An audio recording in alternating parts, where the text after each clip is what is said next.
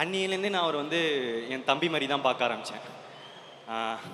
இன்றைக்கி வரைக்கும் நான் வந்து அவரை அப்படி தான் நடத்துகிறனும். என் சைட்லேருந்து பாதி நேரம் நமக்கு இருக்கிற ஃபீலிங்ஸ் மற்றவங்களுக்கு இருக்காமல் கூட போகலாம். அதெல்லாம் ஸோ ஆனால் நீங்கள் ஸ்டேஜில் பேசும்போது கூட எனக்கு ரொம்ப எமோஷ்னலாக இருந்துச்சு. ஏன்னா நான் உங்கள் தம்பியாக தான் பார்க்குறேன். ஸோ என்னென்னா ஷூட்டிங் ஆரம்பித்த உடனே என்னோடய நம்பிக்கை வந்து தப்பில்லை அப்படின்னு தோணுச்சு. Extraordinary sense, collaborative dialogue sense வந்து நான் கூட அவர்கிட்ட கேட்டேன். நான் டைரக்ட் பண்ணும்போது எனக்கு டைலாக்ஸ்லாம் எழுதி தரீங்களா, என்ன ஸ்வீட்டாக ஓகேன்னெலாம் சொன்னார். ஸோ அந்த லெவலுக்கு டேலண்டடான ஒரு பர்சன். நான் வந்து கொஞ்சம் ப்ரௌடாகவே சொல்லிக்க போகிறேன்.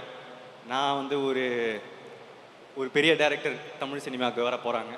Yeah so